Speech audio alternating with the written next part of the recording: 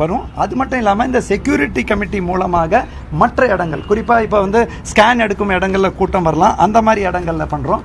இன்னொன்று முக்கியமான முடிவு நாங்கள் வந்து இப்போ ரிக்வஸ்ட் என்ன பண்ணியிருக்கோம்னாக்க, தட் இஸ் இப்போ பொதுமக்கள்கிட்ட கொண்டு போய் ஒரு கேஸ் வரும்போது 2 அட்டெண்டர்ஸ், தட் இஸ் ஒருத்தர் மெயின் அட்டெண்டர், இன்னொன்று மாற்று அட்டெண்டர், அப்படி வந்து நம்ம இதை ரெஸ்ட்ரிக்ட் பண்ணோம். ஏனென்றால் ஒரு நபர் வரும்போது இங்கே வந்து 10,000 புறநோயாளிகளும் 3,000 உள்நோயாளிகள் வரும்போது ஒவ்வொருத்தர் சேர்ந்து 5லேருந்து 10 நபர்கள் வரும்பொழுது அவங்களுக்கும் நோய் வகையான பாதுகாப்பு கிடைக்கிறது இல்லை, அது வந்து முறையும் கிடையாது.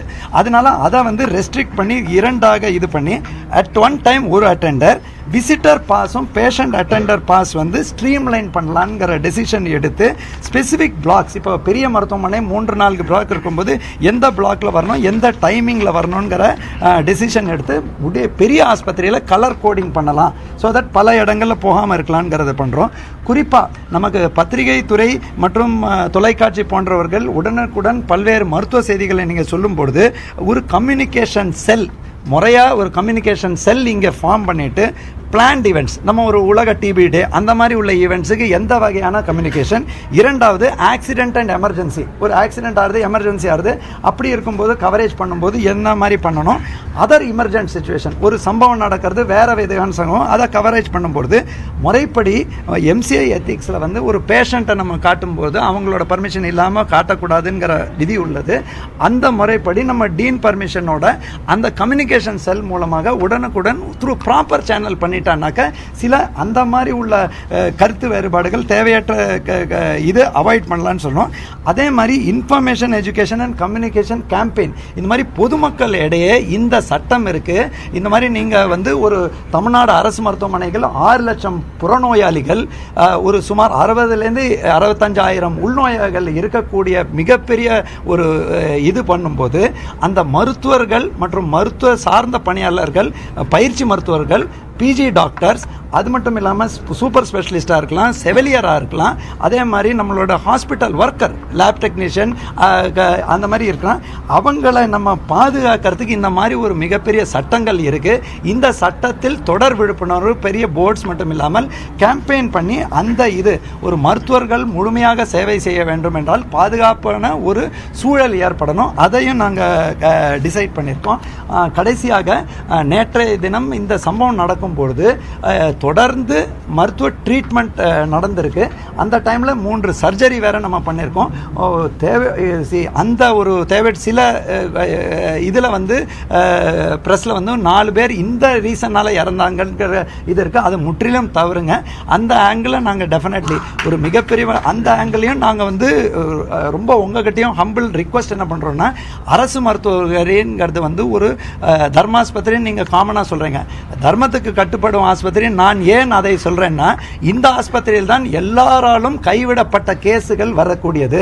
அந்த மாதிரி வரும்பொழுது ஒரு மருத்துவர், பயிற்சி மருத்துவர், செவிலியர் போன்றவர்கள், பிஜி டாக்டர் போன்றவர்கள் ஒரு பாதுகாப்பு சூழல் அவங்க உணர வேண்டும்.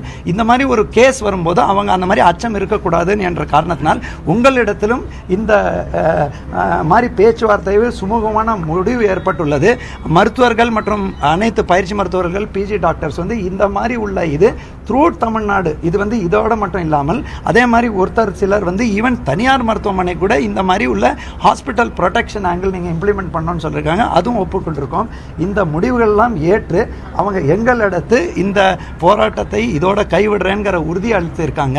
நாங்களும் வந்து அவங்களோட இணைந்து தொடர்ந்து 15 டேஸ் மாதிரி ஒரு இமீடியட்டாக இந்த சிசிடிவி போடுறது போன்றவை தொடர்ந்து ரிவ்யூ பண்ணி உங்களோட இணைந்து இதற்கான முழுமையான தீர்வு, தொடர்ந்து இந்த பிரச்சனை இல்லாமல் இருக்கிறதுக்கும் நேற்றை போல சம்பவங்கள் நடக்காமல் இருக்கிறதுக்கான அனைத்து நடவடிக்கையும் உறுதியளிக்கிறோம். சார், இப்போ தருமபுரி போன்ற மருத்துவமனை வந்து அந்த குழந்தை விஷயம் உங்களுக்கே தெரியும். ஸோ மீடியா உள்ளே போனதுனால தான் அந்த விஷயம் வந்துச்சு. மருத்துவத்தில் குறைபாடு இருக்கும்போது அப்போவும் நாங்கள் டீனை கேட்டு உள்ள வந்தோங்களா?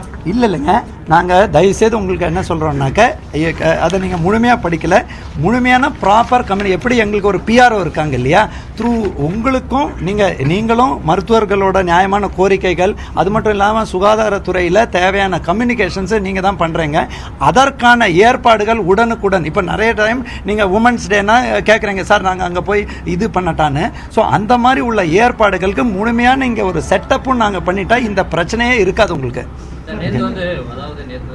நடந்த பிரச்சனையை தொடர்ந்து ஊடகத்துறையினர் மருத்துவமனைக்குள்ள இல்லை, தயவுசெய்து என்னோட ஹம்பிள் ரிக்வஸ்ட் அந்த மாதிரி இருந்தால் நாங்கள் இந்த கம்யூனிகேஷன் செல் இல்லைங்க, தயவுசெய்து இல்லைங்க, நீங்கள் வந்து தயவுசெய்து இந்த பர்டிகுலர் சம்பவத்தில் நாங்கள் உங்கள்கிட்ட ஹம்பிள் ரிக்வஸ்ட் பண்ணுறோம்.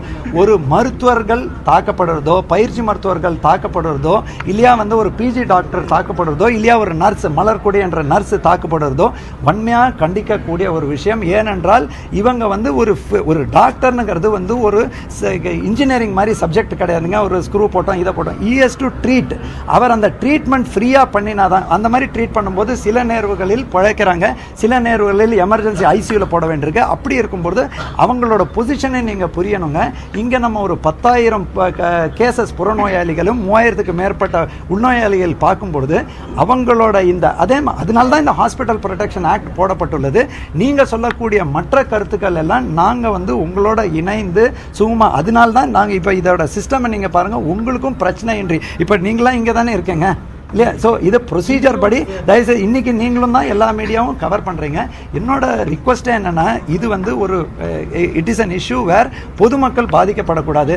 அதே இடத்தில் மருத்துவர்கள் மற்றும் பயிற்சி மருத்துவர்கள் மற்றும் நம்மளோட செவிலியர்கள், மருத்துவ பணியாளர்கள், பிஜி டாக்டர்ஸ் அவங்களும் வந்து ஒரு பாதுகாக்கான சூழ்நிலையில் ஒரு இறப்பு ஏற்பட்டது, ஒரு டெர்ஷரி ஹாஸ்பிட்டலுங்கிற போது இறக்கும் நிலையில் பல பேர் வராங்க. அப்படி இருக்கும்போது அதை வந்து அவங்க ப்ராப்பர் கவுன்சிலிங் முறையில் சில டெர்மினல் 4th ஸ்டேஜ் கேன்சர் இல்லையா மூளையில் கட்டி அப்படிங்கிற போது எல்லா ஒரு இறப்பையும் இதையும் அவங்க வந்து ஒரு அச்சத்தோடையே ட்ரீட் பண்ணனா அவங்களுக்கு அந்த ஃப்ரீடம் இருக்காது. என்னோட ரிக்வஸ்ட் என்னென்னா, தயவுசெய்து அவங்க சைடாக உள்ள கருத்தை, அதனால தான் நாங்கள் வந்து பொறுமையுடன் அவங்களோட அனைத்து கருத்துக்கும் செக்யூரிட்டி ஆங்கிளில் தான் ஸ்ட்ரென்தன் பண்ணியிருக்கோம்.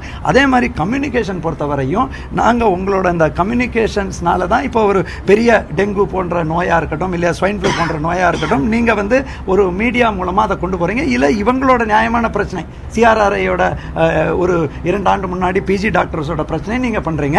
அதுக்கு உங்களுக்கும் வழி நடத்தி அதே இடத்தில் அந்த மாதிரி ஒரு நேவர் இருக்கும்போது ஒரு பாதிக்கப்பட்ட நபர்களுக்கு பாதுகாப்பு கொடுக்கறதும் அரசோட கடமை.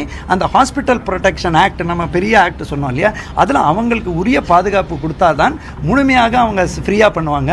அதனால தான் தொடர்ந்து இன்றைய தினம் கூட ஓபி எல்லாம் முழுமையாக நடந்துட்டு இருக்கு. என்னோட ரிக்வஸ்ட் என்னன்னா, இதை நம்ம ரொம்ப ஒரு இஷ்யூ இப்போ வந்து அவங்க எல்லாருமே ஒரு ப்ராப்பராக ஒரு அக்ரிமெண்ட் வந்திருக்கோம். நம்ம வந்து இதை தொடர்ந்து ரிவ்யூ பண்ணி எப்படி இம்ப்ரூவ் பண்ணோன்னு எல்லாரும் சேர்ந்து பண்ணிக்கலாம்.